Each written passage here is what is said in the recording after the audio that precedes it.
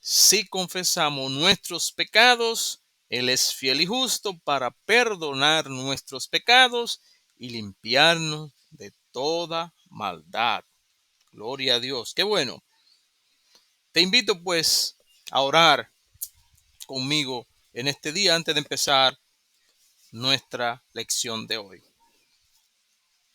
Padre amado, venimos ante tu presencia reconociendo, Señor, que si no hubiese sido por tu misericordia y por tu gracia, estuviéramos perdidos, probablemente hasta en el infierno. Pero gracias por tu amor, nos has rescatado.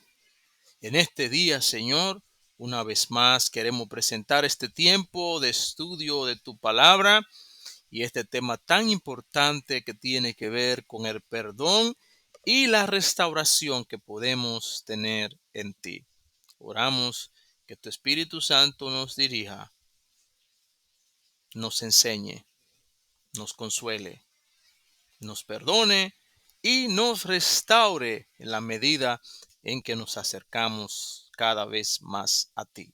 Abre nuestra mente, nuestro entendimiento para saber y conocer cuál es tu voluntad, que siempre será agradable y perfecta. Favores que pedimos en el nombre de Jesús. Amén y amén. Hermano mío, hermana mía, ¿cómo les ha ido en su lucha con la tentación? ¿Han experimentado el gozo de la victoria? De seguro que han sido tentados, de seguro que el enemigo ha buscado la manera de ver cómo ustedes le fallan a Dios. Pero recuerden que no es la voluntad de Dios que nosotros seamos derrotados en esta lucha. Si recordamos nuestra clase anterior, donde decíamos que el enemigo nos tienta, pero con la ayuda de Dios no hay ninguna tentación que pueda venir a nuestras vidas que no la podamos soportar y salir victorioso a través de Cristo. La victoria es importante que sepamos que no es automática. Nuestra naturaleza pecaminosa no nos ayuda mucho, como dice Santiago 1:14. Somos tentados cuando de nuestra propia concupiscencia, o sea, nuestros propios malos deseos, somos atraídos y somos seducidos. Cuando recibimos a Cristo como Señor y como nuestro Salvador, Dios produjo en ti un cambio maravilloso. Naciste de nuevo, recibiste el Espíritu Santo como sello de tu salvación y Él ahora vive permanentemente en ti. Pero hay una cosa que Dios no hizo. Parece extraño, ¿no? Hay algo que Dios no hizo y es que no quitó la naturaleza pecaminosa que hay en nosotros. O sea que todavía tenemos dentro una inclinación natural hacia el pecado. Por tal motivo, no debes confiar nunca en tu propia capacidad para resistir la tentación. Esta parece ser la más difícil de todas las lecciones que hasta ahora hemos hablado, pero que tenemos que aprender. ¿Qué pasa cuando un creyente peca? Cuando un creyente cede a la tentación. ¿Y qué debe hacer? Estas son algunas de las preguntas que en el día de hoy vamos a contestar con la Biblia. Déjame decirte que cuando llegas a cometer algún pecado, es probable que Satanás, probable no, es muy seguro que Satanás te acuse de que tú no eres salvo. Procurará hacerte sentir con vergüenza para que no vayas a la iglesia, para que ni siquiera frecuente con ningún hermano de la iglesia. Pero te digo algo, no le haga caso al enemigo, él va a querer hacer eso. Recuerda que no hay verdad en Satanás porque él es un mentiroso. Él es el padre de mentira. No, no hay que hacer caso de las acusaciones de Satanás. Pero sí hay que entender que el pecado siempre trae consecuencias serias. No hay pecado insignificante, no hay pecados pequeñitos, no hay pecados blancos. Cualquier pecado interrumpe nuestra comunión con Dios. Por esto, cuando pecas, te sientes mal. Pero déjame decirte que por eso tú no pierdes tu salvación, pero sí pierdes el gozo, ese momento de gozo de tu salvación. Cuando pecas, no deja de ser hijo de Dios, pero te hace un hijo desobediente. Necesita arreglar cuenta con tu padre a quien has ofendido. Te pregunta, ¿cómo puedes arreglar tus cuentas con el Señor? La respuesta está en Primera de Juan 1:9. Y yo quiero que tú busques tu Biblia y puedas buscarlo. Recuerda que la Biblia nos va a dar la respuesta a cada una de nuestras interrogantes. Y es importante que te aprenda este versículo de memoria.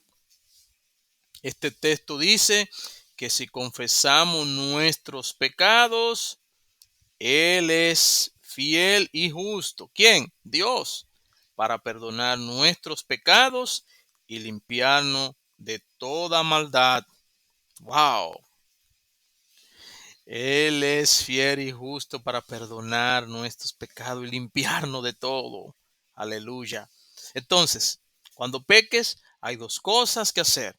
Número uno, confiesa tus pecados a Dios y confía en su promesa de perdonar y limpiar. En relación con la confesión, hay dos cosas que tomar en cuenta. La primera es que la confesión de nuestros pecados debe ser hecha directamente a Dios, no a un sacerdote, no a un pastor, no a ninguna otra persona, sino directamente a Dios. ¿Por qué? Porque contra Él hemos fallado. Y la segunda es que debemos hacerla lo más pronto posible. Debemos confesar nuestro pecado directamente a Dios porque contra Él hemos pecado. Siendo Dios la persona ofendida, nuestra confesión debe ir dirigida directamente a Él. En ninguna parte de la Biblia existe un orden de confesar los pecados al oído de un ser humano, un sacerdote. El rey David, al arrepentirse de un pecado doble que cometió, específicamente de adulterio y homicidio, clamó con angustia a Dios. Tú lo puedes buscar, se encuentra en Salmo 51:4. Él tuvo su inconveniente también. Los hijos de Dios tienen sus inconvenientes. Y él clamó diciendo, contra ti solo he pecado y he hecho lo malo delante de tus ojos. Wow. En tal virtud procedió a confesarse directamente a Dios. Mi pecado te declaré. Eso dice el Salmo 32:5, otro que escribió él. Y dice, y no encubrí mi iniquidad. Dije, confesaré mis transgresiones a Jehová. Eso es lo que tenemos que hacer. Una vez fallamos, ir prontamente ante el Señor y confesarle, mira, he fallado. No es que tú se lo vas a informar y él no lo sabía, ya lo sabía, pero él espera de nosotros que podamos venir ante él con un corazón sincero a decirle lo que ha pasado. Claro está que cuando se ofende a un prójimo hay que confesarle también a él la falta cometida, porque si fallé con mi hermano, pasó algo. No, yo solamente le voy a decir al Señor que me perdone y ya. No, debemos ir donde esa persona a la cual hemos ofendido.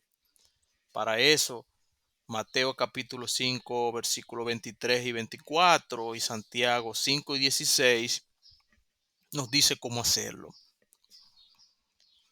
En tales casos, procede no solo la confesión a Dios, sino también la reconciliación con la persona, con el hermano que hemos ofendido. Pero siempre procede una confesión directa a Dios.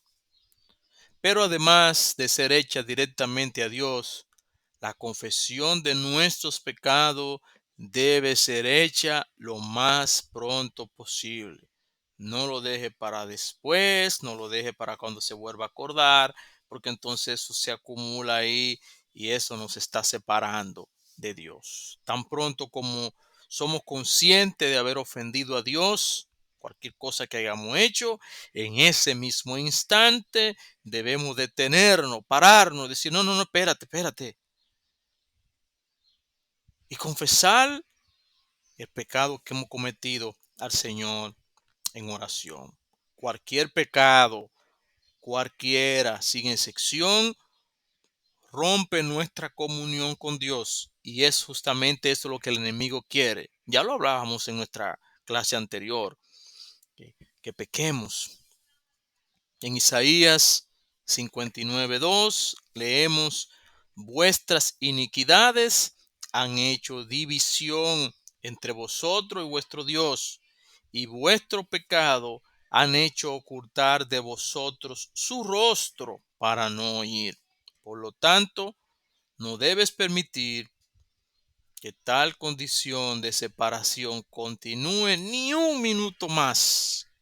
Somos conscientes, fallamos, no, déjame venir delante del Señor en humillación y oración. No es necesario que continuemos así. Puede ser restaurado a una vida de comunión con Dios. ¿Y qué es lo que nos dice el versículo de esta semana que vamos a memorizar, que se encuentra en Primera de Juan 1:9?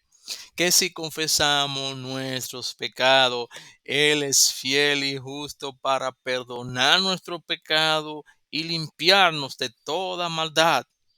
Entonces, mi hermano, mi hermana, después de haber confesado tus pecados al Señor, debes confiar plenamente en su promesa. Debes aceptar por fe el hecho de tu perdón y tu limpieza. Y sabiendo que Dios no miente, debes tener por cierto que te ha cumplido su promesa y debes darle gracias por ello. La seguridad de tu perdón no depende del testimonio de tus sentimientos. Recuerda que estos son muy cambiadizos. Tu seguridad depende del testimonio de la palabra de Dios.